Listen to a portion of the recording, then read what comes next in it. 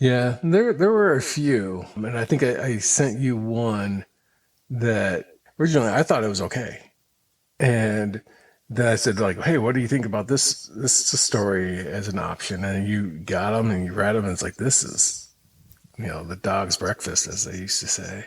Are you talking about And that Frank Miller special? exactly, RoboCop versus Terminator? yeah, yep, that's the one. That wonderful art But and I that thought garbage it was story. okay.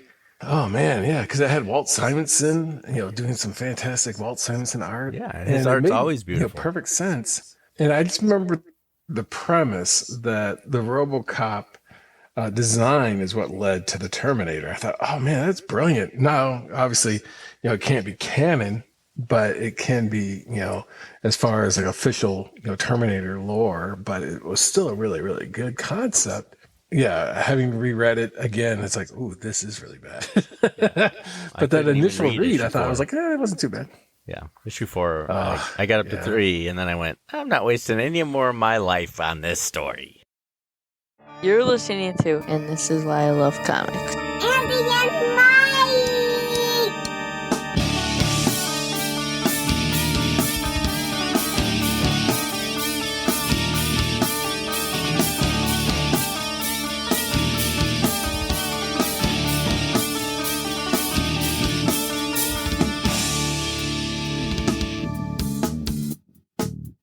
And welcome to another episode of And This Is Why I Love Comics. I'm Andy. And I'm Mike. And we're back again. Thanks for joining us. Welcome to the club. We're going to talk about some funny books. And we have a top 10 movie list, which is exciting. So we're looking forward to that. It should be, because I know you'll probably know that the movies on my particular list and the movies that are on your list will probably be like, why did that make your list? Yeah, I think we're both going to do that. Like, what? Come again? Yeah, I don't think we may match up with one movie or two, Ooh, but I yeah. think 2 is our max. I don't would see have to us say. matching more than 2. Maybe not, but not that my movie list is anything really strange or peculiar. It's just, we have different tastes, so I think we like different things sometimes, But Yeah, there's a few that I kept having to drop in and then put back in, drop out, put back in. And it was a chore to get it down into an order of. for me, it's easier to do a top 10 movie than it is to do a top 10 song. I'm not sure I could do that. Musically, I have a top 100 I'm trying to fill, and I'm like at 80 something. But oh, mercy. yeah, my wife and I have long tried to fill a top 100 and then give each other the list. And even my wife's dad, my father-in-law, he made his 100 and sent it to us, which was really neat. And it's been hard. Like I thought that'd be super easy. But I got to like 70 and I went, I'm not sure what else I'd put on this list, but I got to do 100, right? So my definition of favorite song is if I'm randomly listening to it on the radio, there are certain songs that I will just listen to and not even think about turning the station or anything like that. And that's what if it's so good that I would never turn the station, even if it was 5 seconds till the end. That's on my top 100. It's not, I really like that song. It's, and some songs are going to have more meaning, but.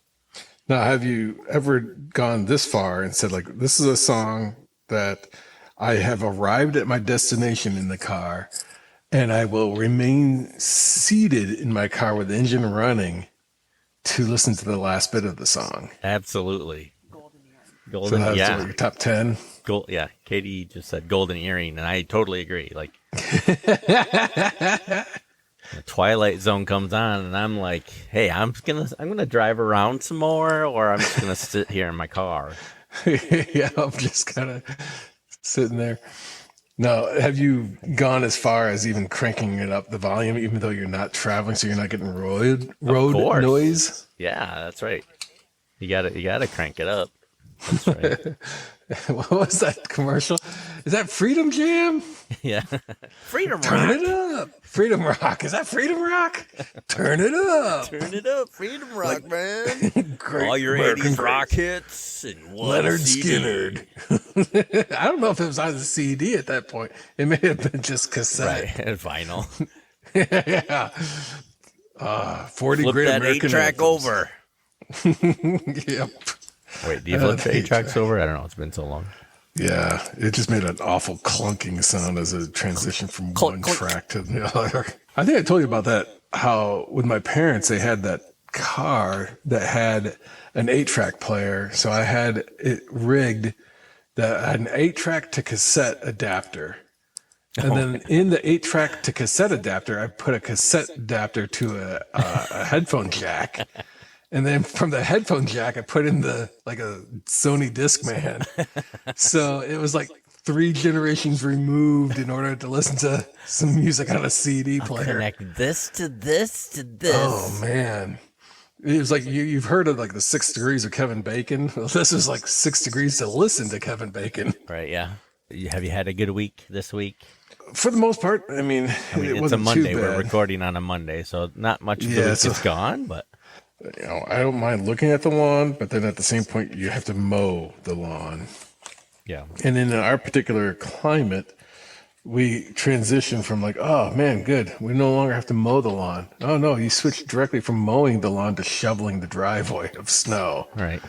So, yeah, you're always, no matter what, having to do something outdoors. For me, it's so hot out, mow the lawn, and then it's fall, and it's freezing and rainy, and then my leaves drop right before the snow, so I never get to it until the spring, and then I can... We had these oak trees that didn't shed their leaves for so long that when spring came around and we started, collecting all the leaves, we discovered frogs had made homes underneath all the rotting leaves. And it's like, what the heck? How did we get this to come about? Yeah, but yeah, yard work is never a fun thing. But we got, a fire pit in our backyard now that, we can kind of hang out during the summer months when it's not too hot at night. Yeah. We have a fire pit too, but we've only used it a couple times just because I'm lazy. And that's about it. That sums it up. Yep.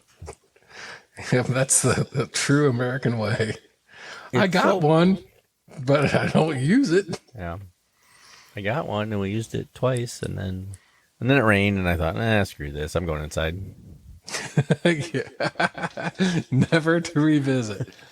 And That it's was like, if anybody brings it up again, it's like, remember it rained. Right. Yeah. Remember that it rained? Yeah. That's why. Yep. Okay. That's why we don't do it again. One bad experience ruins it forever. By the time we're recording this, it is like the first week of June or it's starting the second week of June, isn't it? But, First my full kids, two of my kids, the oldest two are starting their summer break and they're over here this week. And then I have one, my middle child, he goes to school till Wednesday. Yeah, you never really leave school. As soon as you're out, then it seems like you have the kids who are going in. And you're just as involved in school as they are. That's right. I have a D&D club at school. Oh, really? I do. We started it about 4 weeks ago. Well, me and middle child, it's his school. We were talking about starting one, and then another guy beat us to it.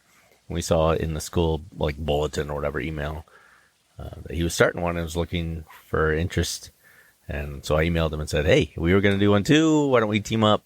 And so eventually, it's 4 dads. We're the D&D dads. I've dubbed us. And Yeah, more volunteers than you do students. yeah, right.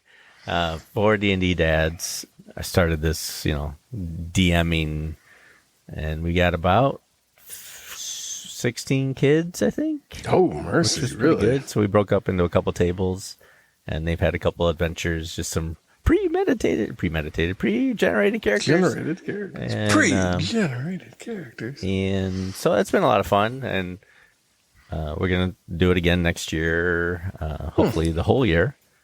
and get more interest. It's mostly sixth graders, but there's some seventh and even a couple seniors. The dads, we've all stated we'd be interested in playing some D&D during the summer, so we might meet up once or twice or 3 times during the summer and just adult GM games. No, this is obviously what, 5th edition? Or are you going all the way back old school? No, it's definitely 5th edition. I'm not going back to buy more rule books. I'm using what I have. Yeah. But we all ran the same adventure like each table, so that if the next week someone wasn't available, they could hop to a different table and kind of be in the same. Does it seem weird as a full-blown adult gaming with a 6th grader? Adult? Well, physicality is insulting me? We qualify as that, but maybe not quite emotionally or mentally. And then to think back, I'm like, man, when I was in 6th grade, yeah, I guess I was doing this. It seems like, well, that's really young to be playing the game. But then at the same point, it's like, no, that's kind of when I got, my initial introduction to it. Yeah. I mean, I realized I started back in my day. I started pretty early. I was 4th grade, fully role playing. So, thanks to my brother and his group of friends. But I was already. This is all I know, Mike. This is all I know. Comic books and role playing games. That's all my expertise is. Well, hey, it keeps the stereotypes alive. It's like, oh, you're into gaming? Yep. Into comic books? Yep. You into check? I can check. sum you up. Yeah, exactly. I've got all the boxes checked. Pop culture movies? Yep. Yeah. Can you quote Monty Python at any point? Yep. So then you're all set. Right. You got the street cred of a nerd. Sweet. I guess there's worse things to be called. I was married before. I've been called worse.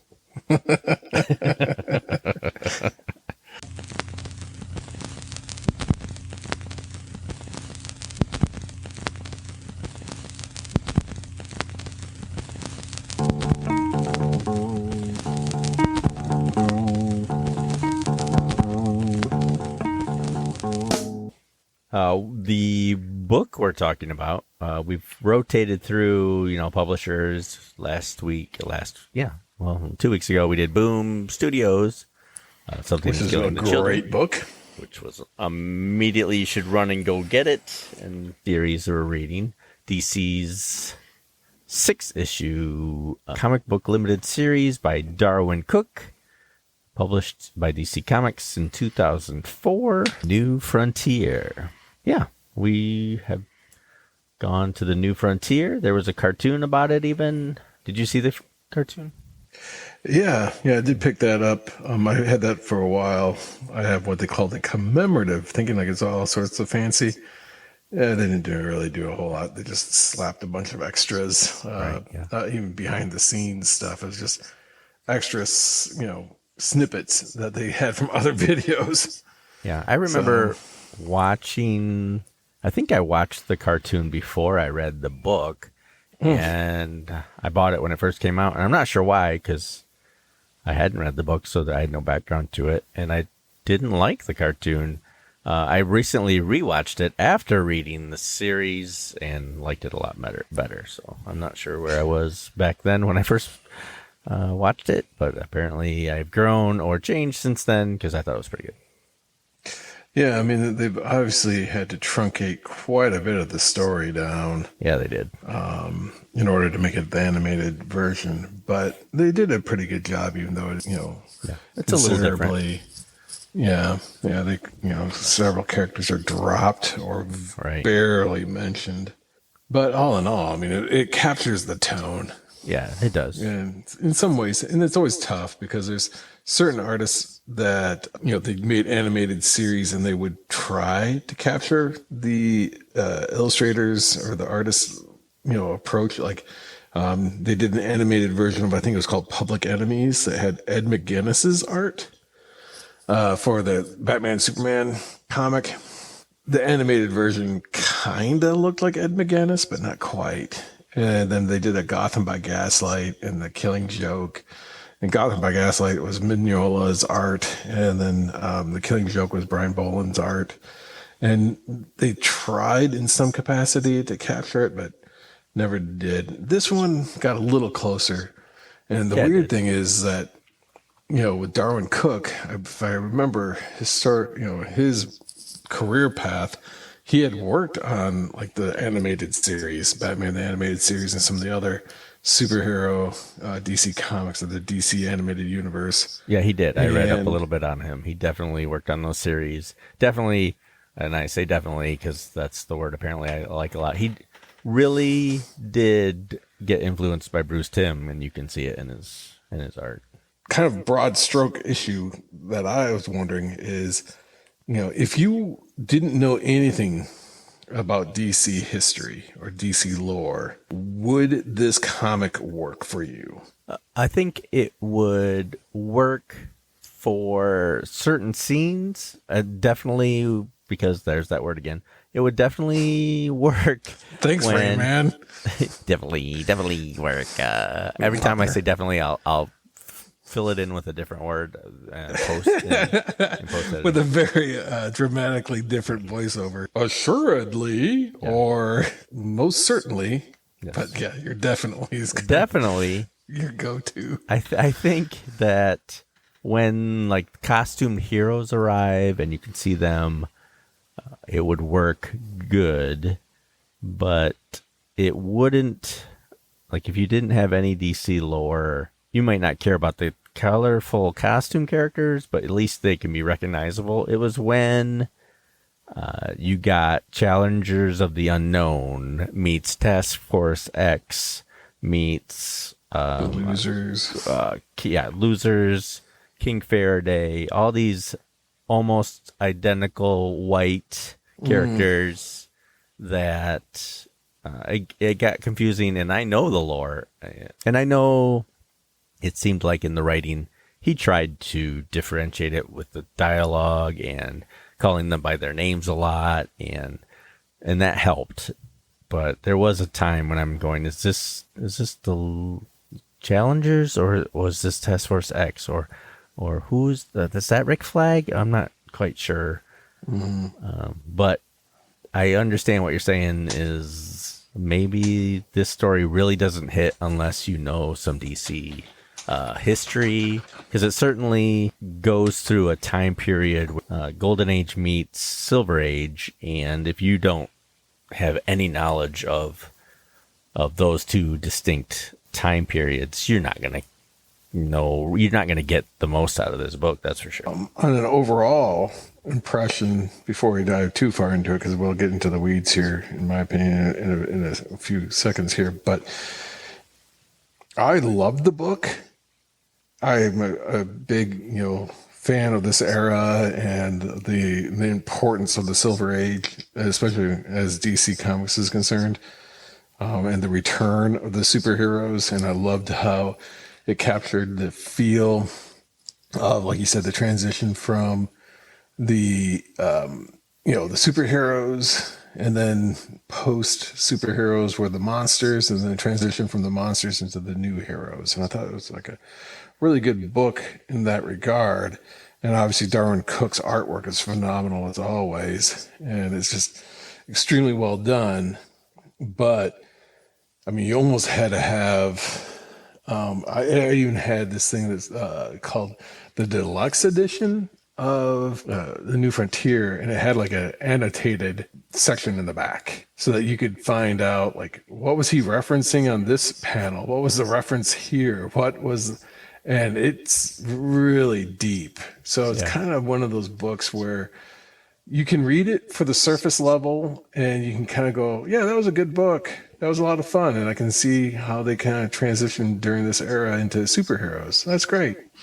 But then the more you know about DC, the more this book has relevance.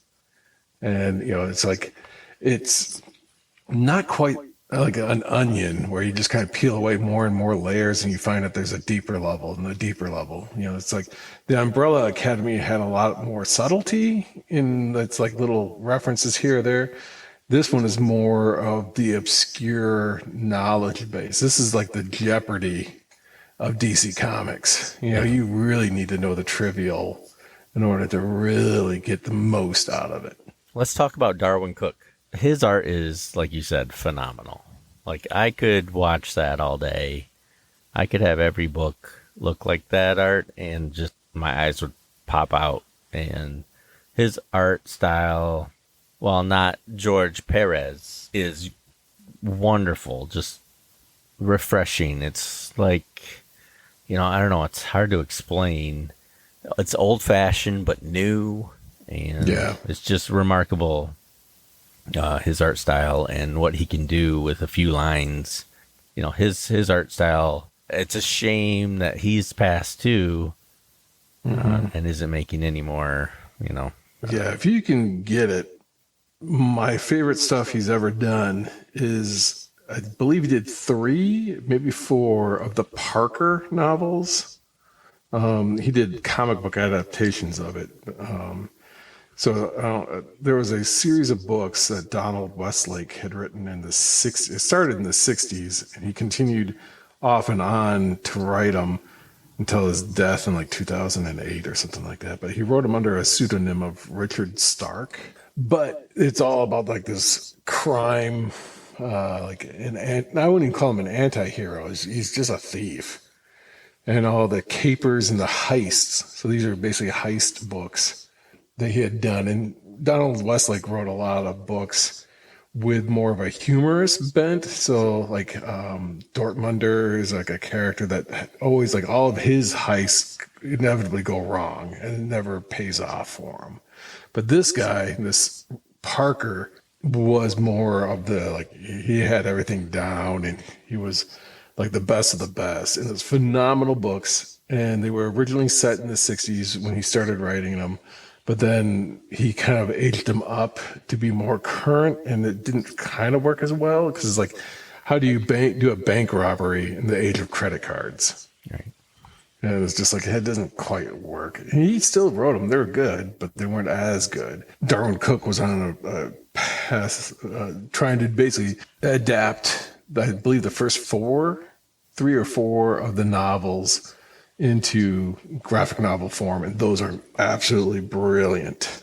I'm not sure what you want to do for New Frontier, whether you want to go through the issues. For me, issue 5, the first 3 issues were setup, and then finally issue 4, there were some things happened, and issue 5 was just beautiful. Like that, I could look at that single issue and all the art in that, and story was moving along. Like, I think he peaked in 5, and even 6, how sometimes the ending is the hardest thing. I think he nailed the ending pretty well, well enough anyway. It was a better ending than some of the other series we've read. But really, true. Yeah, but really 5 and 6 were the highlight of this series for me. I just think his art style in 5, and some of the Superman and the Batman and his Flash was really cool, and Green Lantern finally got his ring, and it's like just everything came together in issue 5, and I was just blown away by that issue alone. I liked, even like in some of it, if I recall, if this was the issue 5, was the one where Darwyn Cooke's artwork takes on a Joe Kubert look. Yeah. As he's talking about the young Viking prince and fighting off these monsters and so forth. And it's like, holy crap, this guy's art is so good, yet he could imitate another artist and kind of capture it fairly well.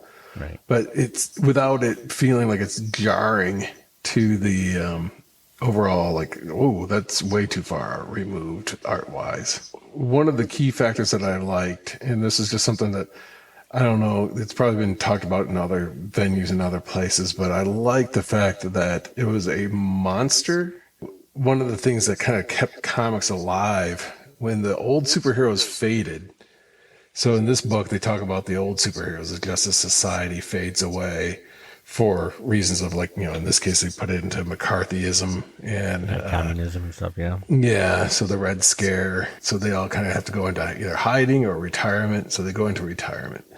But then what replaces them is a bunch of monsters. And you think about the comic book industry as a whole, when the superheroes faded, how did the comic industry continue? Well, they did westerns, they did monsters, they did horror, they Romance. did romance, yeah, all sorts of other books that they had tried. Then the heroes come back. And this book kind of echoes that to it. Heroes are there, they go away, monsters replace them, and then the monsters are finally, taken out because the heroes return.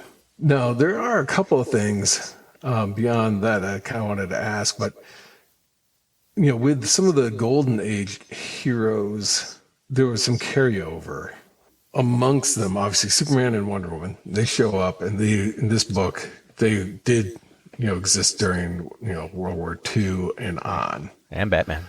and then they just kind of keep going. So there's never really an explanation as to how after all these decades they keep going, but Right. Well, the especially two are immortal, and Batman. yeah, Batman just seems to keep on keeping on. Yeah. So maybe he goes from his early 20s to mid 40s, Right, yeah. at this point. So still fighting, still in the prime kind of a thing, still doing it. But But once he hit 50, tell me about it. Everything just aches. Some of the characters, obviously Barry Allen replaces Jay Garrett yep. as the Flash. And then Carter Hall, Hawkman changes up to being from, instead of a human who found, the wings and so forth to make him fly, he's now an alien. Yep. But some of these characters didn't quite change. How did Green Arrow, because was he Oliver Queen in the Golden Age and then wasn't? No, he was. It was just Okay. Oliver Queen. I mean, originally DC history, it was Earth 2 was all the Golden Age characters, and then Earth 1 was the modern versions of it, and the two would meet, periodically, JSA, JLA, but in the new DC, in the newer, not necessarily the newest one, because I'm not up to date on that information, but it was Green Arrow was never around, in the earlier stories. He was just there later on, It's like they just bumped him to the modern day rather than say there was two of them. But for a while there, I mean, when there was Earth 1, Earth 2, there was a Green Arrow and Speedy in the World War II, and then there was in Earth 1, there was a modern one. So they had their cake and eat it too. That kind of makes sense. That kind of pulls it together. And I like it. I mean, this book was about transitions and what would happen if that didn't happen. There wasn't two Earths, and they just, like the older characters met the younger characters. Some would retire and some wouldn't. I was actually kind of surprised we didn't see more of the JSA come out. Like when the big tragedy happened at the end, some of them didn't come out of retirement, but maybe in reality they were too old and they didn't show up again or anything. They explained some of it with the mystical stuff, and we can talk about that a little bit. But otherwise, I loved it. I loved the story. I didn't think I would. And it's funny because you mentioned how you were glad it was a monster that was the main. The premise is there's this centaur creature who has lived on Earth for millennia and is finally released as this psychic, but also this island, this land that time forgot with the dinosaurs and stuff. Wants to leave the Earth, but it wants to basically destroy man so that it doesn't follow him out there and stuff. And so this creature exists and finally, in issue 6 or 5 attacks the mainland of Florida and America, because this was an American story. All the characters were most part loyal Americans, primarily that's what it was about. But so the center was gonna take over, and it kind of had this influence over the weak-minded, like the Force. Everything goes back to Star Wars. And, there's cults and everything like that. And all the heroes were trying to fight it. And that's the basic premise. It was this creature and who would stand up for American values and Superman about leading. And It was about, the other problems America had during the 40s and 50s and 60. Well, I think it was like 45 through 1960 was the storyline, but I liked about this take on it is how interconnected he made these characters. Obviously a lot of the characters, even in the Silver Age, they weren't interconnected like they were. I mean, like the Flash was in his own city. It was Central City, I think. And then Hawkman, I think it was Star City. And then later Midway. Yeah, and then there was some that were in Gotham, and they all had their own fictional. What was Green Lantern's belly up during the Doomsday? That was Coast City. Coast City, that's right. So, I mean, they all had their own place, so they kind of, quote unquote, protected, but it also made it so that they didn't run into each other either, so that you could have whatever happened in your city without influencing another comic book character's city.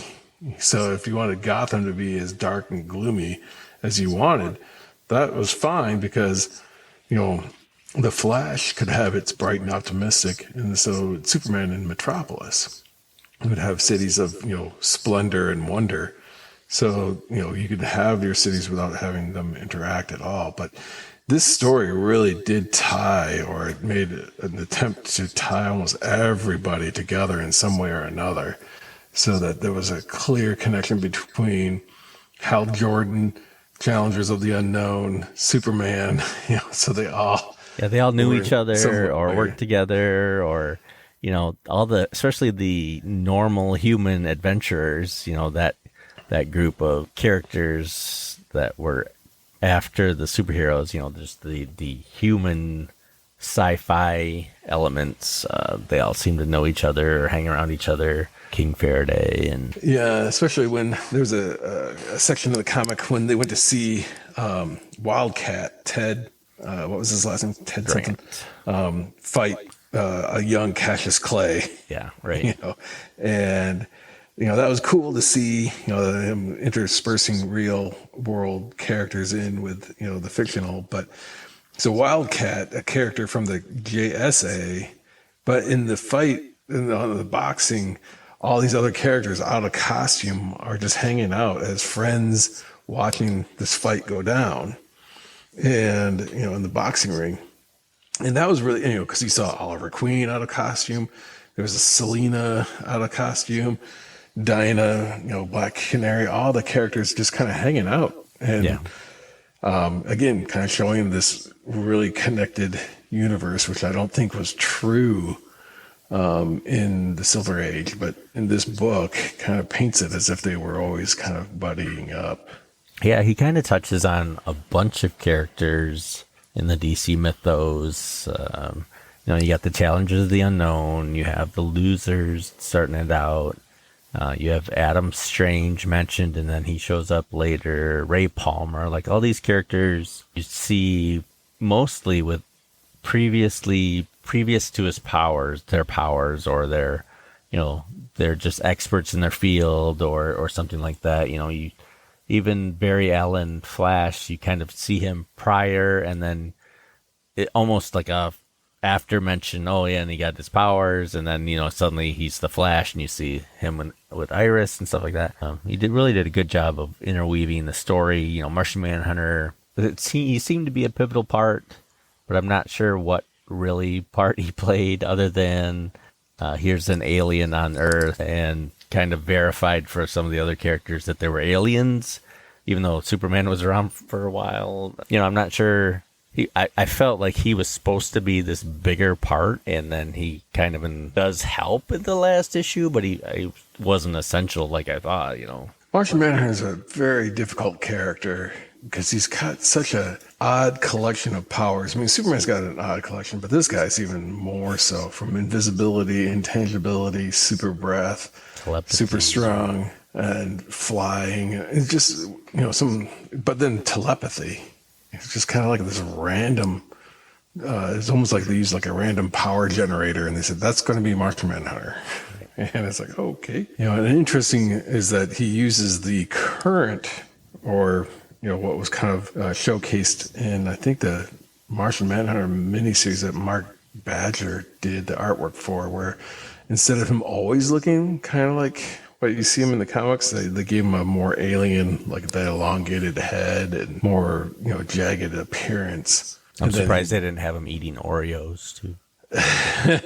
Yeah, they tie truly into the current motif for the character, but it kind of captures that and throws it back into that older time, which kind of gives it continuity to current as well as, again, makes him more alien. I loved how the book started out, the losers landing on the island with the dinosaurs. And probably half that first issue was them and their story, and that was a lot of fun to read. I loved his layout. It was basically 3-panel pages, long 3, over and over and over and over again, and then a splash page, and then back to the 3, and then a splash page, and then back to the 3, and that worked out beautifully. And it really was able to tell a complete story. Like, this wasn't just art. There was a lot of words. It was a lot of reading. Usually I can finish a comic in like 10 minutes, 15. I felt like this was, half-hour reading per issue, just enjoying it and then reading all the words.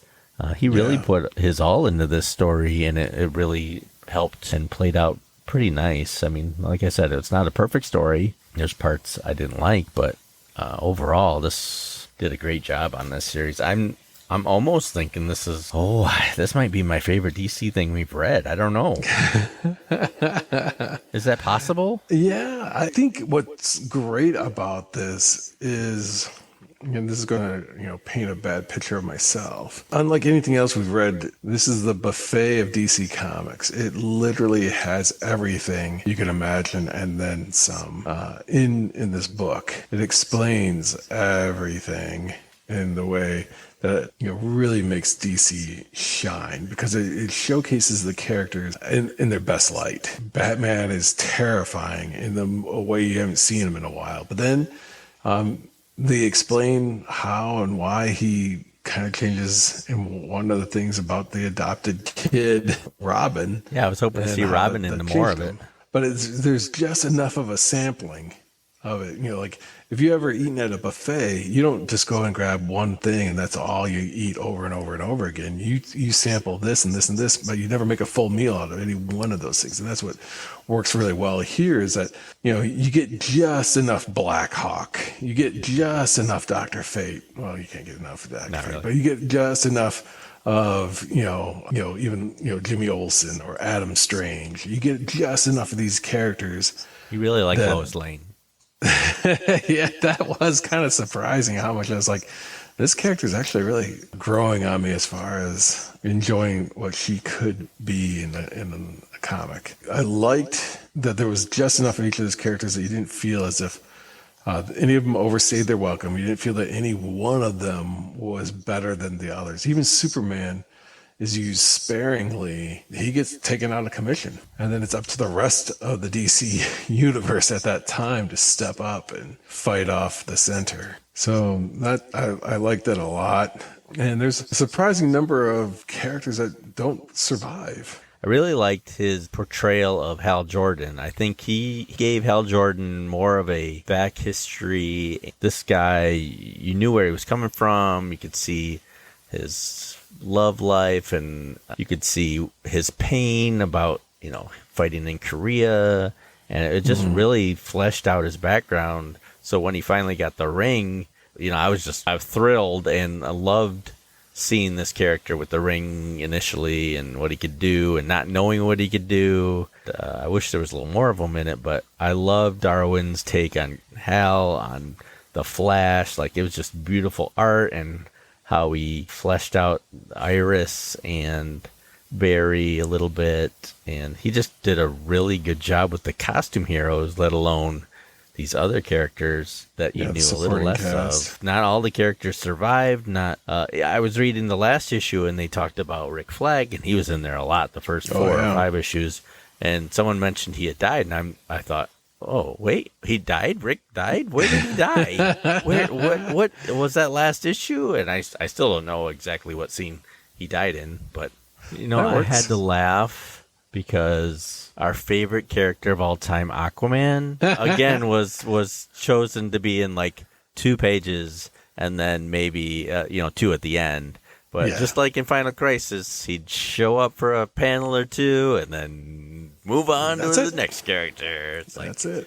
There's no Aquaman love here. Yeah, it's a tough character to play off because he's so powerful, but in a limited use, and it's not as relatable.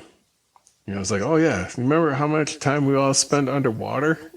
It's Right, like, or how much time do we spend in a city or traveling in the air? It's like, oh yeah, that I can relate to. Swimming underwater with a bunch of fish. Not that often. The best version of Aquaman is Batman Brave and the Bold Aquaman. Outrageous. Outrageous. Where he's full of himself and tells the tales of Aquaman. And, everything centers on him. Right. It's just hilarious and well done. I love that cartoon. But I loved Wonder Woman, Darwyn Cooke's Wonder Woman. Just looks right. She's not super skinny. She's a little, I don't know, she almost looked Asian to me, but just very brawny. Yeah, very brawny and happy, but had a serious side. I loved the Superman Wonder Woman interplay. Like even when you see Wonder Woman at first, she had rescued these. She just rescued all these women and let the women kill all the men who had bad things to them, and just let her kill them. And Superman's like, "What? You did what?" And she's like, "Yep, I did it. See you around. The door's that way. This is justice." Yep. And I love that interplay, and it comes back later. The Boy Scout gets schooled in how the world works. Sad truth of all things. And I liked how Darwyn Cooke actually made Wonder Woman taller than Superman. Right, yeah. Kind of plays up that Amazon quality.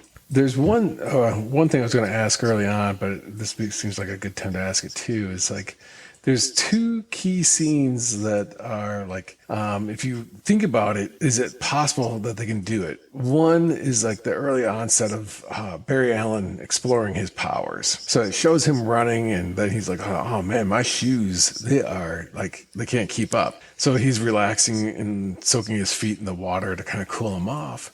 But he's reading an old Flash comic book. And it's like, it's like they had comics of their own characters, kind of like in their own universe. It's not like this was referencing a secondary universe. So how would you have a comic about a character whose secret identity you never saw? It's only going to show the heroic exploits and nothing else. Right, yeah.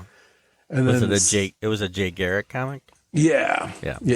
So if you flip through the book, you'll find like when the Flash is doing his super fast run, and he's just cooling his feet literally in the water. That's when you see all of a sudden it's like, wait a minute, he's reading the Flash comic. How can he read a Flash comic in his own Flash universe? And then that's followed up in a similar fashion of when they were at the movie theater watching the movies.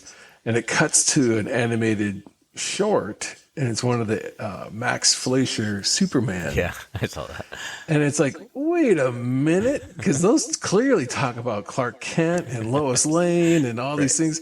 How the heck are they showing that? Because that tells you that Clark Kent is Superman. That's a big wink to the audience, Yeah. So we know that's probably edited version of that, that they don't quite have everything that we see in it. And I didn't realize that the John Henry character was made up for this book, that he was not a Silver Age character for DC. Right, yeah, he wasn't at all. And I think they played it up at the end with like maybe that's the origin of Steel, like the current Steel version. Yeah, John Henry Irons.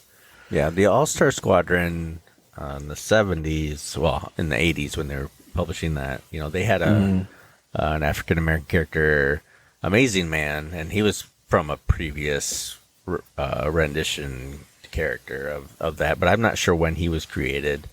But I would have liked to have seen maybe him in there, and his power set was pretty cool. It's kind of like Absorbing Man; he could touch things and turn into them, and later on he had magnetic powers, but, maybe have someone that was more used, someone they could reference back to like he did on all the other characters would have been nice. But I mean, he had a limited number of choices anyway, unfortunately, because there wasn't a lot of those kind of characters, social commentary back then, really. Yeah. But Because Black Panther, I think, was technically the first. Maybe there was another one prior, but as far as the costumed heroes, that was from Marvel. There's also something to be said about the Silver Age costumes. I love Hal Jordan having those kind of shorts as opposed to the underwear, where they kind of go down the legs, and his absence of a belt. just the color. I mean, they look Yeah. great. It's just amazing how iconic all these costumes are, and just the colors. This is the Silver Age, and they all look awesome in their weird, funky colored costumes. Yeah. Robin's wearing bright yellow. Right. Cape. I love that Robin scene with Batman and Superman. That was great. Yeah, he's just bouncing around and just high energy. You did know him. Wow. Just so excited to see him. Well, I mean, it literally is the boy wonder. Why can't we go back to those kind of stories? Like, just early on, superhero, not everything was a super event, and you're just telling these fun stories. You can have seriousness to it, but, it's just and continuity young. can be Everyone's there. young. You don't have 12 Robins. You have one Robin. And it's, and it's a younger Batman, and then it's Superman, and they just have adventures, and I miss those days, and I'm sure that's what everybody says. And I wasn't even around those days, like even my characters were more complex and wasn't like that. But it's just refreshing, and some of it's the art style, but it's just great to see these younger versions, and it's just less complicated. Yeah, you're given a chance to see their early exploits. They're not at their absolute height, their zenith of their powers and their understanding of what they can do, to the point where it's like they're unstoppable. Batman isn't Bat God, which is where he's at now. He can do anything and everything, even though he's just still technically a human. I've outsmarted the greatest minds in the universe, and it's like, really, you're Batman. You're Batman. not Metron. Your power is you're rich, according to the movies. Yeah. And that's they've made Batman dumb. I mean, as a character, just because they've made him unstoppable, unbeatable, whatever. It's this idea that Batman can stop anybody, even Superman. Everyone. It's ridiculous. Yeah, which is like then Lex Luthor, who's theoretically smarter than Batman. And I like Batman, but it's just. But yeah, this is, again, can't really sing the praises of this book enough, because it's like it gives a sense of wonder to these characters that you haven't seen in a long time. Yeah, I was a little confused in New Frontier whether Darwyn wanted Superman and Wonder Woman to be together or Superman and Lois. Kind of had a little bit of both there. I think so. That's what makes him super. Right. He can be. Yeah. And he's got super speed, so he can see two at the same time. He can be in two places. Because he dating kissed two both different of them people in at the same time. series. It was neat seeing Superman take over as a leader, like people were saying, or Wonder Woman especially, you gotta lead. They need a leader, and he finally steps up and leads, and then goes out and then gets knocked out of the fight, which was pretty funny. But almost immediately, right? It's like on Independence Day, where the president gives the big old speech about this is our Independence Day. Not Let's just go fight. America's. Oh, I hate that movie so much. You're kidding me. I gotta go call my And mother. then, he's so bad. We do that line. We do then that there's- line once in a while around this house. I gotta go call my mother. That super gravel voice. All of LA is destroyed. You fly a helicopter and instantly find not only the president's wife, but the strippers, as well. Right. And you're like, what the heck? And this is But why I if love we Independence Day. I know. but just wait until you see the movies on my list, and you'll go, Right. wait a minute, And this you is said that was bad. How the heck did you get this on the list? Let's wrap up New Frontier. Let's get into that movie list. Get into this 10, top let's talk- 10s. Who collects comics should read this series. Yeah. Just And for one of the- foundations and seeing where it all began, or possibilities of what you can do with these characters that isn't overly complex, but it is. It's well thought out. Yeah, and it's one that you can return to. I mean, I think this is my third, maybe fourth reading of this series. And what works with it is the more you read, the more you get out of it. And the more you understand DC's lore, the more you get out of it. Continues to increase in value, so to speak, in your return on investment, the more you read it. I have one more thing I want to talk about New Frontier, and that is the mystical section. Yes. Book 6 of 6. It opens up the whole story of issue 6 with the moon, and you see Dr. Fate and the Spectre, and turn the page, and there's Billy Batson and the Phantom Stranger with Zatanna, and they're chatting around a table, talking about why they're not involved in the current crisis, and if they interfere, then mankind maybe won't go to the next level or have a epiphany on their own struggles. So we're just going to sit here and eat. And the art, of course, is gorgeous. I don't think these heroes would have done that. To me, I have this ability, but I'm not going to do it because Timmy needs to learn his lesson. Especially for Dr. Fate, or Billy for that matter, those two probably would have gone down and at least tried to help. It was enjoyable to read, and I'm glad. I wish they had done a scene similar, at least with the JSA members who are still around, on why they didn't join them or why they couldn't join them. They kind of hinted at, to a degree, of after Ted Cord or Ted, whatever, the Wildcats boxing. Grant. Ted Grant, yeah, his boxing. And they said, the older members of the JSA, showed up, but then they left before, So it's kind of one of those, they've had their time and they're just we got to kind of lay low. They're retired, and in this comic, that actually means they're retired. I mean, in a way, that's refreshing, because it sets the stage for these new heroes, and that's kind of the point. The next generation, and not continuing. These guys still keep going. I was talking to my son about this, and we got to laughing. But do you remember the animated Tick when he went to the superhero retirement home?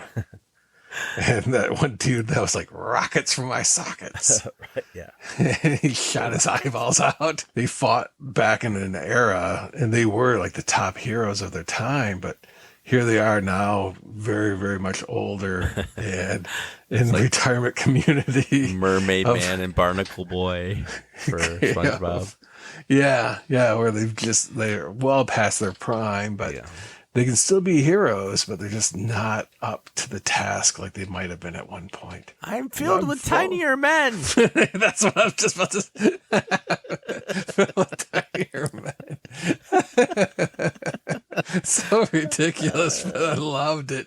Loved every bit of it.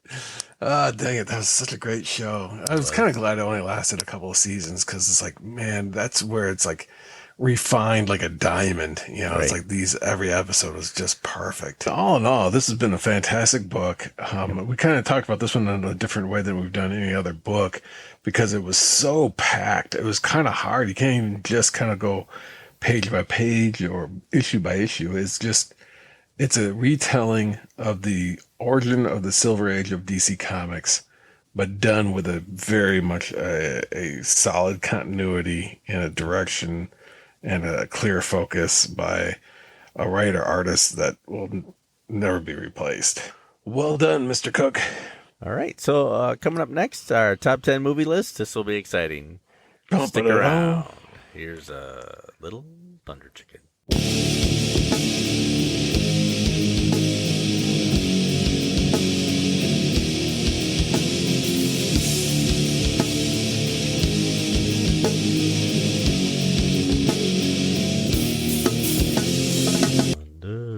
Okay, we're back, and we're going to talk about our top 10 movie list. I have a list and Mike has a list. This kind of yeah.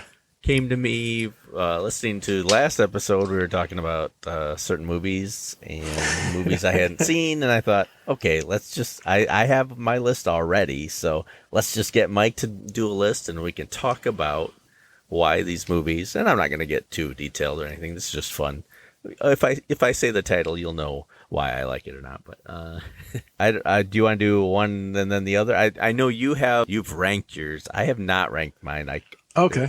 Like throughout the day, this might be my favorite one or that one. I mean, I kind of know what's 1, 2, and 3, but after that, 4, 5, 6, 7, 8, 9, 10, they're kind of interchangeable. One of the key things is that it was tough to kind of even come up with a list because there's obviously like, the greatest cinematography, the greatest, screenplay, the greatest. So mine are based off of if I were to watch the movie and somebody said, hey, let's watch that again. And I'd say, yes, I'd love to watch this again. That's how I determined whether it was on my list. So it's like, these are movies that as soon as it's over, I would play it again. Yeah. And mine isn't Schindler's List of movies. This isn't the ones that are 100% on Rotten Tomatoes. These are ones I love just because I love them. It's just, it hit a part of my soul and either made me cry or laugh or something. It's certainly not my recommended list of the best movies of all time, award-winning, Oscar-nominated movies. Yeah, a few of mine are actually box office bombs. That Catwoman listed on there. They got my number one. Yeah, dang it. So I don't know. You could name one, and then I'll name one. Okay. I bet you none of them will duplicate, except maybe one. I was thinking maybe 2 might make it. Okay. All right, we'll see if our predictions are correct. So you go first. Okay, I'm going to go with an obvious one. I love the movie only because it's one of the few movies that I consider flawless, and it's Sneakers. And that's a movie with Robert Redford, Sidney Poitier, and oddly enough, one of the most despised actors that I could think of, Dan Aykroyd, is in it. Right. And River Phoenix. It's an amazing cast. The plot is well construed. You can follow it well. There's some fun moments. There's some tense moments. There's like ingenious moments. Everything about it. I love the movie Sneakers. Okay. I have seen that movie. I saw it in the theater when it came out. I thought for a long time the same thing as you did, that it was the perfect movie. Like I even called it perfect movie. It was twisty and funny and everything. It did not make my list, but I would agree with you that was a great movie. Way underrated. Like you don't even hear it mentioned except for us old farts who have seen it. Definitely. If I had thought about that one, it'd be an honorable mention, but definitely not in my top 10. Well done. On to you, I didn't even think about it. I haven't seen that in years. But once you watch it, you'll be like, oh, dang, that was good. Yeah. All right. Okay, I'm going to say my obvious one that we brought up before, Big Trouble, Little China. Yes. That made my list as well. In my top 10. It's perfect. It's got so many lines. I laugh my butt off. I always see something new every time I see it. And I made my kids watch it, and they actually kind of chuckled and laughed, which is a plus for me. Oh, yeah. I like everything about it. There's not a scene, even some of my favorite Star Wars movies, there's parts I don't like. I love every part of this movie. Oh, mercy, yeah. It's just one of my favorite movies. It's in my top 10. They ask you, have you paid your dues? Look them square in the face. I'm feeling pretty good. Yeah, me too. The check is in the mail. Yeah. That is, I actually, in my ranking, that was actually number 2. Okay. I put that as the second best movie. It's amazing because Kurt Russell he's theoretically the hero of the movie, but he really is terrible. More often than not, he's absolutely out of his element, super confused. And he gets knocked out so often to the point where we he's both just, know that Wang is the real hero. yeah. And then the weirdness of it adds to it because it just covers a variety from the, like you said, you laugh one minute, there's some bizarre mystical stuff the next minute, then it's back to just like kung fu theater the next minute. It's just, oh my gosh, it's so great. Okay, now we know two of yours. Should I go Yeah. again? Yep. Hit it and see if you knock off another off my list. Doubt All right. it, but let's see. I'm gonna do one I know is not on your list. Okay. Tommy Boy. Yes. And for a lot of the same reasons that I like Big Trouble. It's got so many lines. Chris Farley is unbeatable in that movie. He's just so funny. He's on top of his game. Great David Spade combo with Chris Farley. Amazing. I laughed my butt off. People disagree with me and hate that movie, and I just laughed my butt off more. But you can't argue that Chris Farley was great. And I know that's not going to win any Oscars. Far from it. Far from it, but not so much here or here. Here. Bees! Bees!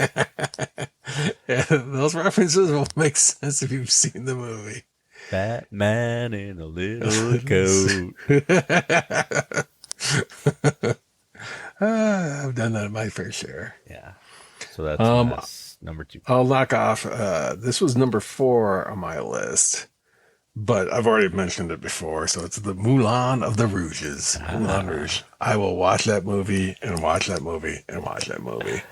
It is absolutely unbelievably great. I think what it is just, it's so over the top. I mean, it's one of those things where it's like, you know, you've seen musicals during the height of the 1950s MGM era. Musicals are just going crazy, like the Singing in the Rain, all this, like, where it's just this artifice of, you know, making a movie. Baz Luhrmann just saw that and said, I can see that, and I crank it up to 11 and made Moulin Rouge out of it. Holy crap. I'm not a fan of, I can't remember his name, John Leguizamo, but him as Toulouse-Lautrec was pretty dang hilarious. To hear Ewan McGregor and Nicole Kidman sing, they did an amazing job. I was really surprised because a lot of times I was thinking that they would have had dubbed in another singer, but that was legitimately them. And that added more to it. It was hilarious, and I liked the mix of the current pop culture songs interspersed with a time or a period piece movie. And it was done a lot better than The Knight's Tale, you know, from the Elton John to the Beatles to the everybody just kind of got shuffled into the mix. I'm not sure. I actually have both soundtrack discs, so if that tells you anything, we would set up toy fairs with that soundtrack going in the background. I mean, I couldn't go very far from that movie for quite a long time. That's cool. I'm not sure I've seen all that movie, but I'll have to give it a shot. Now, you mentioned 2 soundtracks, so I'm going to bring up this one because I have both of these soundtracks. And again, it's not an Oscar award winning, but it's The Wedding Singer. Brilliant. Oh, one of the few Adam Sandlers that I could actually sit down and watch. It's actually the only one I can watch. And my wife and I bond over that movie. We love it. We quote it all the time. That'd have been useful yesterday. Right. It's an amazing movie. Especially if you lived through the 80s. It's all temperature, you know, kind of stuff like that. Yeah. Why don't you take that T-shirt, Van Halen T-shirt off before they break up. You'll make the band break up. Yeah. And, you know, it's all kind of little things, but I just love that movie. I could watch it every day. There was a time when I was working at a desk job, and I would record the audio of that movie and just listen to it while I was working on my headphones. That's how much I like it. It's got a musical element to it, and there's some catchy songs from the 80s. I'm going to tackle another one that I referenced probably more than my fair share of times. I doubt this is on your list, but my number five, and I'm kind of jumping on way out of order here, but my number five was Buckaroo Banzai. A movie I haven't seen either. Oh man. And I think it's just, to me, it did come out in the 80s. The quality of the movie is hit and miss. I mean, there's some segments that I was like, wow, that is well done. And then there's other parts of the movie where it's like, wow, this was done for a shoestring of a budget. But it's got the weirdest premise and it just goes all over the place. It is one of those where smorgasbord, I know I'm butchering the pronunciation of it, but Marinara. Yeah, the deepest part of the ocean, and a tasty thing to put with your pasta. Yeah, but it has everything. I mean, the hero is this flawless hero of heroes. He's got everything you could imagine a hero could have, and it plays everything up to the extreme. I mean, he's a nuclear physicist, a brain surgeon. He's the lead singer of his own rock band. I mean, like, he literally arrived late to a concert because he just completed some brain surgery. I mean, it's just so outrageous on every level that it's like, why didn't they make more of these movies? And obviously it was because it was a colossal disaster in the box office.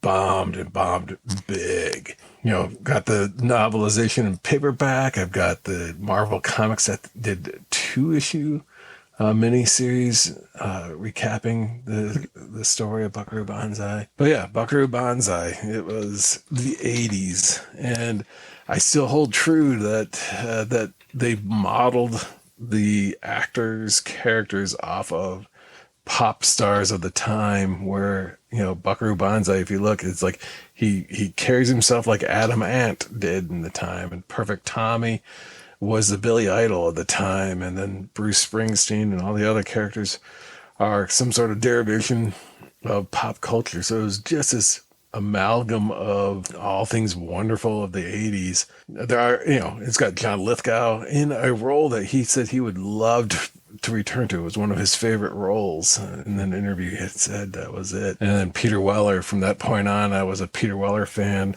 He's not a great actor, but because he was in that movie, by association, I'll watch his movies. Right.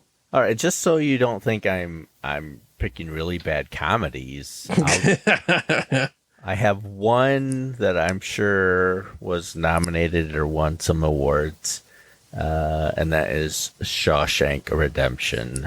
That made my honorable mentions. I love that movie. I could watch it. The acting was, of course, great. There's not a whole lot to say about it. I love the movie. I love Morgan Freeman. Yeah, just about every line that Morgan Freeman says in that movie is quotable. I love that. So there's probably my one award-winning movie that is on my list. Yeah. I think that also didn't do well financially originally.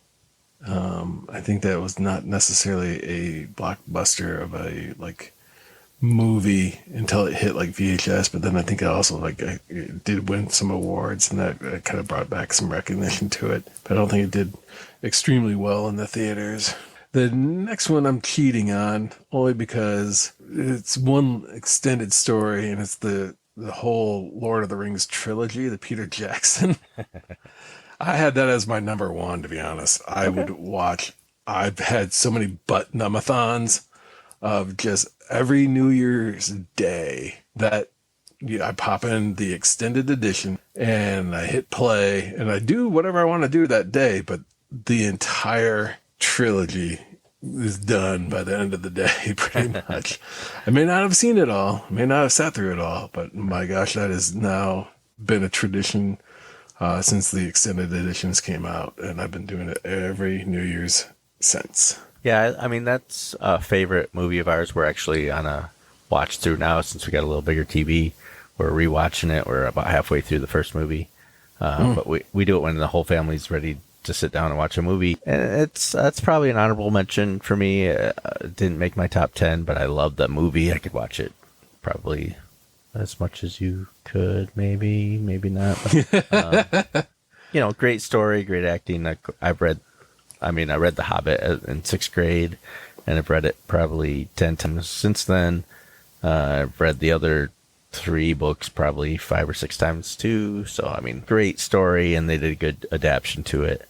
So I totally agree on that one. Not on my list, though. Ah, okay. So far, I have to do an obvious one for me. I'm a big Star Wars fan. I only have one Star Wars movie on this list, and that is Empire Strikes Back. It is the best of the Star Wars. You could argue Rogue One was really good, but I didn't like the end of Rogue One. So Empire is my Star Wars pick for number 5.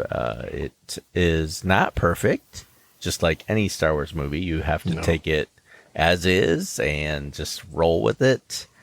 Some of the Yoda stuff bores me now, but it didn't originally. I just after 100 viewings, you think, I can skip this part. wow, yeah. Unfortunately, Star Wars has completely fallen off. Not even in the honorable mentions. Phantom Menace. Whew. Yeah, I mean that I think was obviously the beginning of the end. I think akin to the Star Wars is Galaxy Quest, and I'm not a Tim Allen fan whatsoever, but his portrayal of Shatner was spot on, and it was like the best Star Trek movie I think I've ever seen. Love every bit. Alan Rickman, again, a fantastic actor who's now since gone, but he played the Leonard Nimoy Spock character so well, with such disinterested and disgruntled aspect, and the whole like the fans, and they find out it's real, and it's like, holy crap, this is such a fun movie. It is. I knew it. It was real. It's just Justin Long. Yeah, I knew it. I've only seen that movie once, and I enjoyed it. I can't argue with that one. It was really good. I've never had the opportunity to see it again, so I don't remember a whole lot about it, but I did enjoy it. Yeah, it's quirky. It's sentimental. There's like when science fiction is kind of more on the science fiction aspect of it. So that's where Star Trek had its thing. Now it's just another space action film, but this thing had the action. It had like the ridiculousness. It had, all the tropes that you questioned about Star Trek in general, but then they played it up as like legit. Tony Shalhoub's character in that movie was hilarious because he was just so unengaged, so to speak. Things just happened. He was like, okay, yeah, that was fun. Kind of just really, it's a great movie. This is probably my number 1. But I'm going to do it now because it's probably the least known movie of my list. I'm not sure how many people are familiar with this. It's a movie from 1976. It's called Murder by Death. Yes. It is one of my favorite movies of all time. It's written by Neil Simon. It's got Peter Sellers, who I love, Alec Guinness, who Obi-Wan himself, David Niven, and it's about a bunch of detectives brought to a house to solve the murder of the host, and it is like a Truman Capote kind of character, and he dies, and you have to solve the mystery, but it is so gosh darn funny, and there's so many good lines in it. My wife and I do this movie too a lot. Shoes. Ew. And it's just it's all these stereotypes, and yeah, I mean every character from Charlie Chan, Miss Marple from Agatha Christie, Nick and Nora Charles from Dashiell Hammett, Sam Spade. Yeah, oddly enough, because it's like he plays that character. Peter Falk plays that character exactly like he plays Columbo. Right, yeah, exactly. And it's like, is that Columbo? It's like, no, it's supposed to be Sam Spade of the Maltese Falcon era. It's again another Dashiell Hammett. Yeah, it was 1976. My brother and I used to watch it on a black and white TV in my parents' room. I don't know what year that was, but we would laugh, and we were young, and it holds up to this day as super funny. And I just I made it, Pops. I made it. I made it. Number two son. Yeah, number 2 adopted. Yeah. Yeah. Now come back and pick me up. Right. Yeah, it's got so many good lines. It's probably my favorite movie of all time, but I don't know. But Yes. that is, yeah, woo, yeah, It's not that bad. right. You got Points, I buns? guess. You got buns? Buns in my body. Yeah, definitely one that you could not get away with today. No. But it was of an era, and had taken with that in mind. It's it is still pretty funny. Yeah, I'm not sure how you could be offended by that parody, but I mean, people will be offended if they saw it, but Yeah, it's just so good. holy crap, that's great. This one I don't think would be on your list, but it has some key moments to me. Is I found out the correct pronunciation, but I'm going to say the way I grew up saying it is Akira, and I loved that movie. I know it was a very butchered telling of the story because the manga was crazy long. I don't know how many volumes it took up, but I just remembered it being like an ongoing story with so many layers and the complexity. But the animation in Akira, and I guess it's pronounced like Akira or something like that, where it's just like a different stress on different Isn't that a car? vowels. It holds up. The animation still holds up. Instead of doing like animation on the twos or more limited animation, this is like full blown, and that's why things look so fluid. And it's such a well crafted animated movie. Some of it is a little tough to follow because obviously the dense plot of the book with all the political intrigue and everything is really, really truncated. But that opened my eyes when that came out. It opened my eyes to what animation really could be. You get kind of like jaded with the Disney, even the 2D animation era of Disney. And it's like, that's well and good, but everything was really flat and didn't have the fluidity that this movie had. There's a lot of more grown-up themes and a lot of sequences that are a little tough to watch, even in the animated format. But I couldn't imagine it any other way than an animated format. They could never do it CGI. Oh, they'll try. They will, yeah, most likely. And I'm kind of surprised they're live action. It's just the animated thing was so true. Music. And that was a soundtrack I had as well. That was like the first animated soundtrack I ever owned was that. And I think I got it from you, of all people. I think you had it originally, or Jason. I think Jason, and I bootlegged it, and then you bootlegged it. And then it got passed around. And that's one of the few animes that I still own is Akira. I love that, and I love Cowboy Bebop. But yeah, that's a great one. So that's on the list for that reason. Amazing. Okay. I've got 4 left. I will pick. I'm beginning to learn that a lot of these, me and my wife quote a lot. So that's apparently my list of movies that I quote a lot with my wife. The Princess Bride. No. Yeah. That's an inconceivable. Yeah. There's, again, lots of lines, lots of cuteness. My kids like it. They at least tolerate it. Great actors. Another movie I hope they never remake. Like, that's just perfect the way it is. Little Fred Savage, keep him there. Just a great movie for its time. I'm not sure if I saw it now I'd love it like I do, but back when I did, and then as you wish.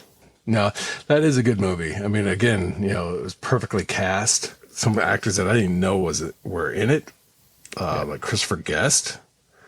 He went on to make some other great movies. Billy Crystal's cameos, To Blade. Marriage. We are gathered here today. Yeah, again, highly, highly quotable movie. Yeah, that's a great one. I should have probably included that one on my list. And the next one, my number 8, is a movie called True Stories. And I don't know if you even know what that movie is. Maybe you do. I do not. Dang.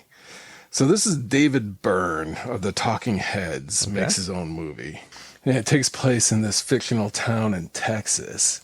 And it's a musical, it's a drama, it's got John Goodman singing, it's got John Goodman dancing. It's a David Byrne film, and I think that's probably the best way to define it, is that it's a David Byrne film. So it's not quite David Lynch films, because that's another one I would love to say that I have something on my list, but unfortunately, as much as I love David Lynch movies, none of his movies made my top 10 list. But yeah, this David Byrne movie, I could watch it over and over and over again, because it's so weird, yet it captures a sense of America that you can see from a certain point of view. It makes perfect sense. Like, yep, that's suburbia. That's what America is to a lot of people. And I love every bit of it. And David Byrne plays kind of the narrator, observer, who's kind of walking in and seeing the goings on in this small town.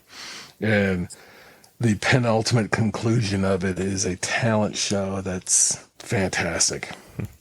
I've seen snippets of it, but I love David Byrne. I've seen him in concert, and for a while there, that's all we listened to was David Byrne. So lots of YouTube video on David Byrne. I think that's where I saw snippets of it. It looked good. I just never followed up on it and actually watched the movie. Yeah, so that was my number 8.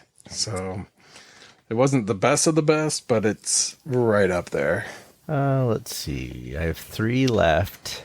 I'll do an obvious one. It's probably my newest movie on my list. Well, not probably, it is. It is Captain America Winter Soldier. It is my favorite Marvel movie. I kind of thought that I had to throw something modern in there on my list. I think it bumped off Little Shop of Horrors. So my only musical got bumped off of that one. But it's I've said it before, it's a spy movie with superheroes. It's not really about Captain America. It's just a spy movie, and I loved it.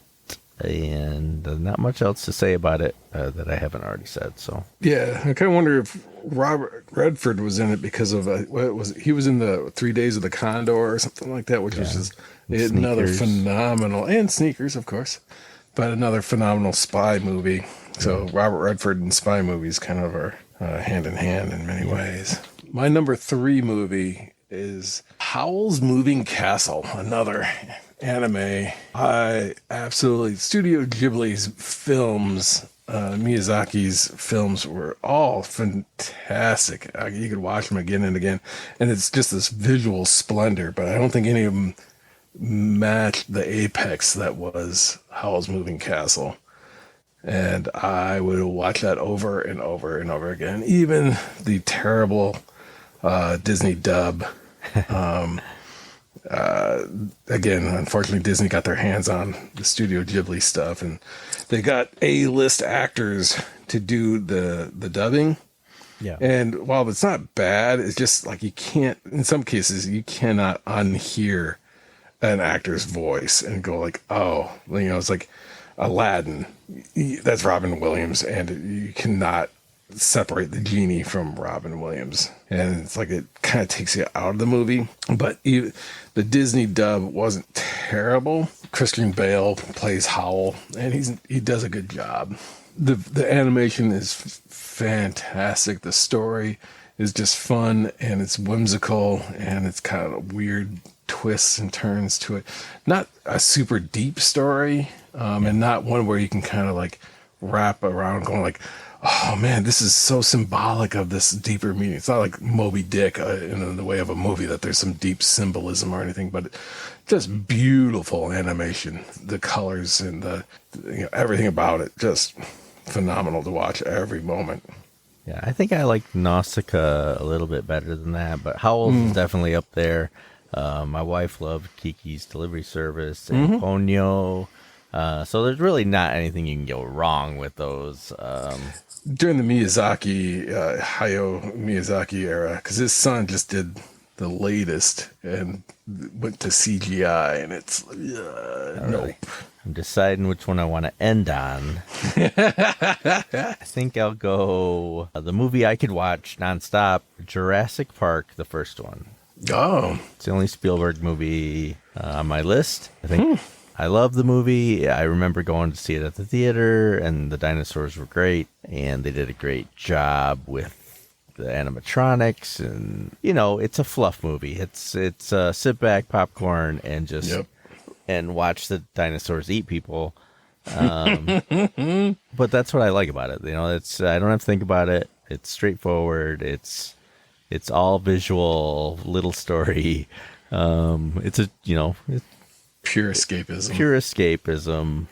But it's where I first went, wow, they can really make dinosaurs and make a cool movie that isn't right here as in stop animation stuff. So yeah, they had a new, like, I think it was like go motion or something like that was a term that they were going with. So it was trying to capture a sense of movement, because what really throws like the Harryhausen stuff off is that it's a static image, then it moves to another static image, and there isn't that flow between.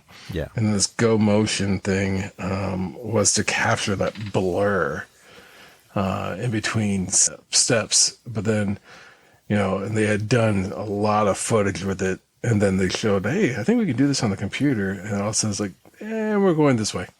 Yeah. That was it. Yeah. So they had developed a stop motion that would have been good, but then, the computer thing just replaced it, and that was all it, and then it was from there on. And they hold up for the most part to this day. Yeah, they do. I mean, granted, a lot of it was shot in darkness so that you can kind of hide some things. There wasn't a whole lot of daytime dinosaurs outside of a few that were in the distance and so forth. But then I think Stan Winston was the person that did like the close-up dinosaurs when they actually had practical stuff. And because of that movie, I can watch pretty much all the Jurassic ones and enjoy myself. There's a couple bad ones in there. More than usual, but I still enjoy them because it's dinosaurs eating people, and it's probably not why I like monster movies. I think that's the original King Kong in the 70s. Is why I do, but it's why I like Godzilla now, and all these big monster movies, and I could watch those forever. It's just fun. Yeah, the mayhem and the out of control element of it. Yeah, the kaiju. It's all good. Yeah, and there's a lot that can be said about that whole genre. The only issue is, like with Godzilla, it's like, okay, the premise is that there's this creature that kind of goes away, comes back, goes away, comes back, gets killed, has a kid, comes back. That kind of thing. So that explains why this thing keeps coming back, and it's this undefeatable creature, so to speak. Even Gamera is the same way. But with the Jurassic Parks, my only issue is, why do you keep coming back to that stupid park? I was like, okay, it ate people. Even before it opened, it had problems. Right. And then you go back, and then you go back again, and then you open it up and have 10 years later open it again. And it's like, this time it'll work. Sure. It's like, I think dinosaurs are still going to eat people. You know what I hear, though? I hear Gamera is full of meat. It's good to eat. And he's a friend to all girls and boys. And traffic accidents. Classic.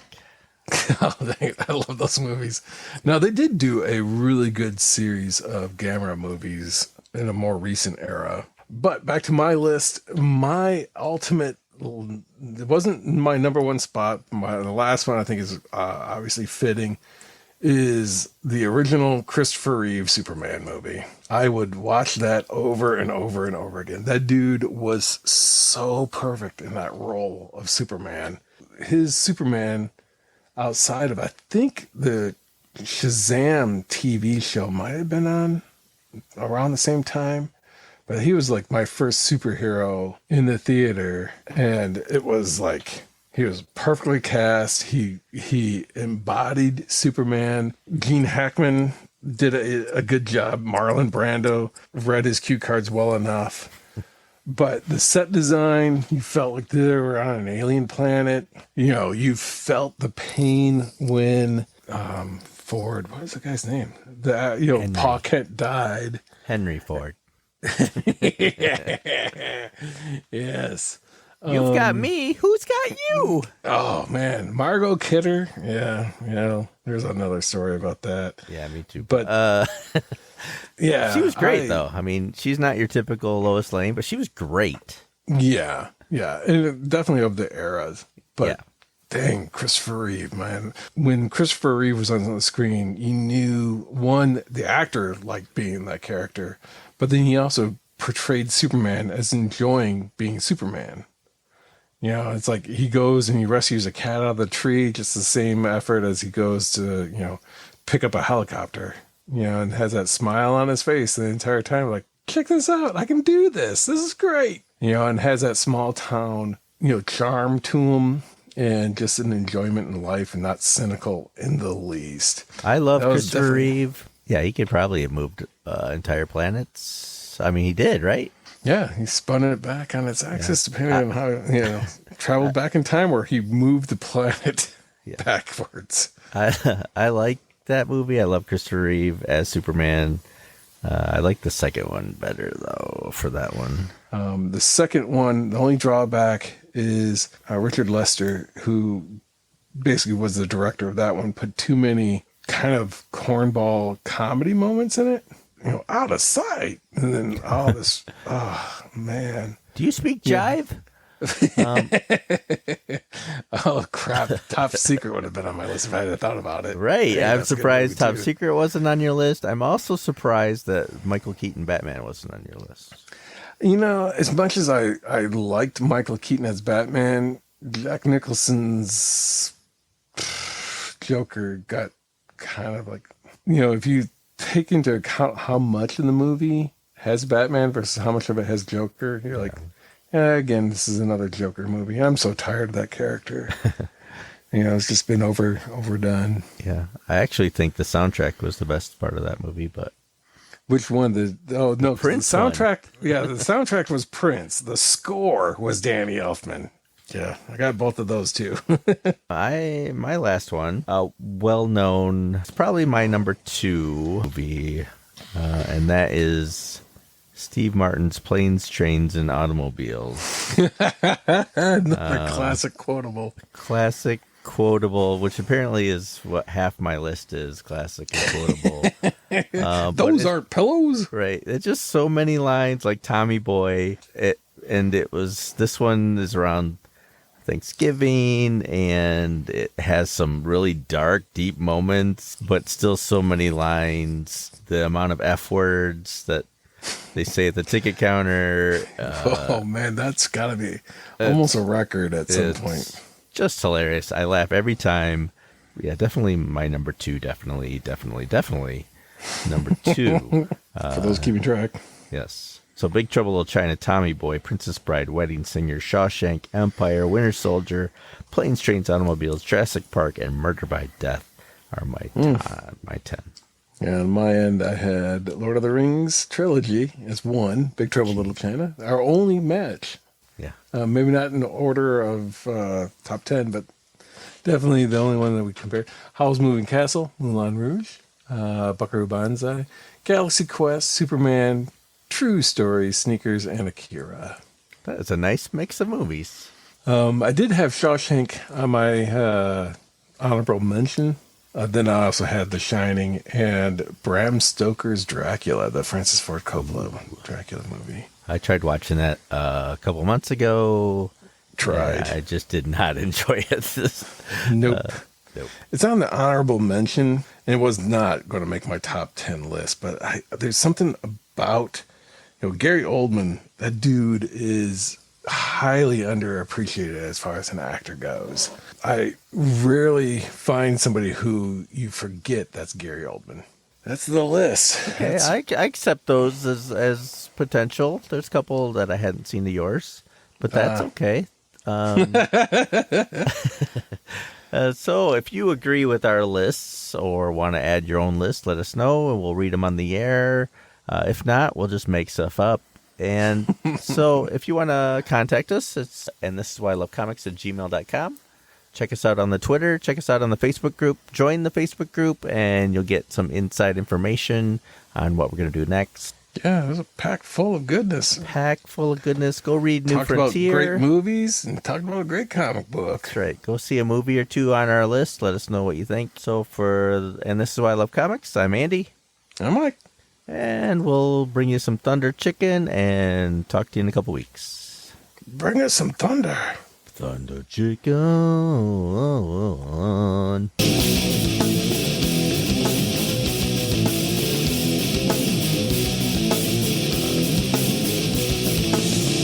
Don't get away that easily, because to you everything comes easy. It was good to kind of laugh because, like, as soon as you said a movie title, I was going, "Oh crap, that's a good one! Oh dang it, that's a good one!"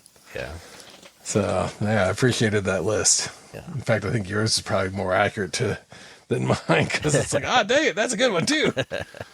That's a number 5.